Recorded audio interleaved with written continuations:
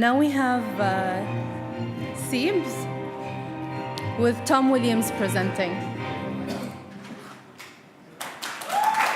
morning, good morning, good morning. How are we? I wanted to start the morning a little bit differently and ask you a couple of questions. We're talking about hope. What is hope to you? Does it mean that your kids have a better future than you had in the past? Does it mean that you live in a stable environment? Does it mean that you are prosperous? Are we saying yes or are we saying no? Come on, audience, tell me what you think. Yeah, I'm hearing some yeses, but not enough enthusiasm. But I'm sure that all of you will agree if you said yes with our proposal. What is our proposal? Let's think about the world. The world is polluted.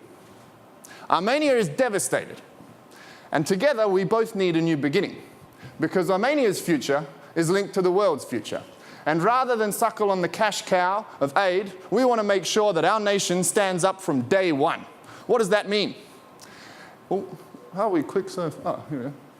There we go. So what does that mean? We are aiming to offer sustainability as a service.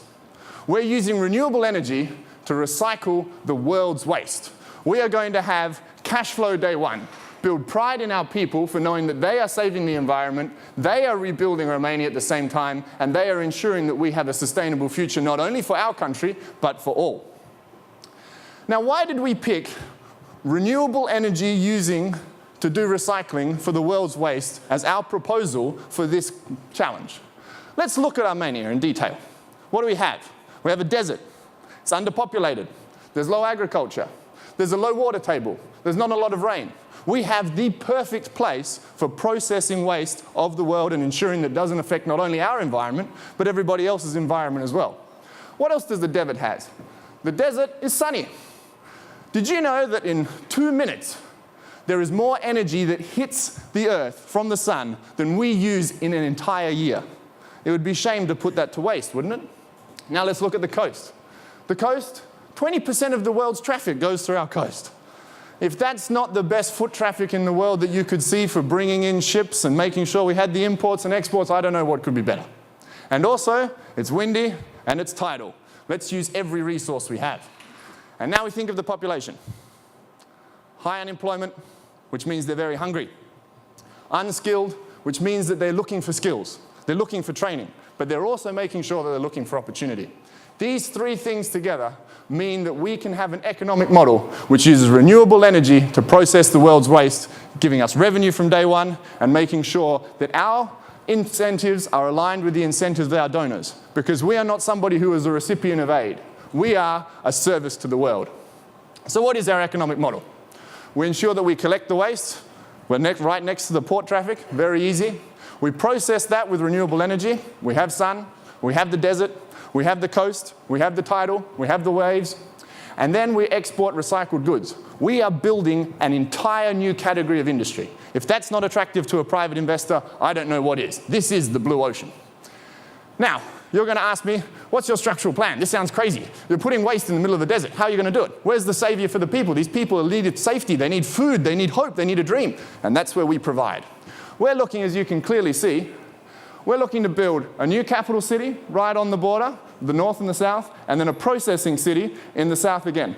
We're not rebuilding, we're starting afresh. Why do we start afresh? We can ensure safety. We can ensure that there is mixing of the minorities. We can ensure that we can provide as many services in a very accountable, meritocratic way, which you can't do in a pre-existing environment or a polity with its own scars from the past and power structures that ensure that money is always diverted into particular people's pockets and not the people's. What do we do then?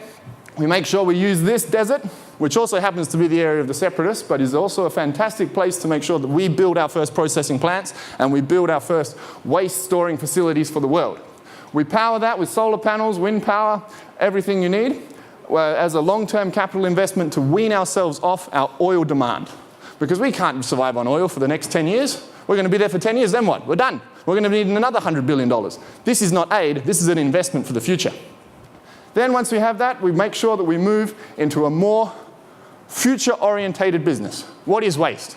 Waste is logistics. We are preparing to be a logistics hub.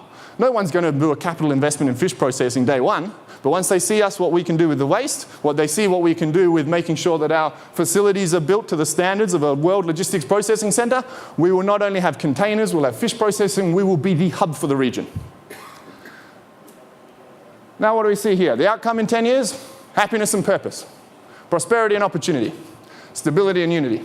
We've transformed this country from a devastated aid recipient backwater into a leading economic powerhouse of the region. And the only way you can do that is making sure you have money from day one. And I think, ladies and gentlemen, we have some figures. We've been through it. You can see it in detail later. It's not a time for a 5-minute presentation. But I appreciate your time today, and I hope that you can share in our dream of making sure that the world's problems are fixed with Armenia's intelligence, pride, and ability.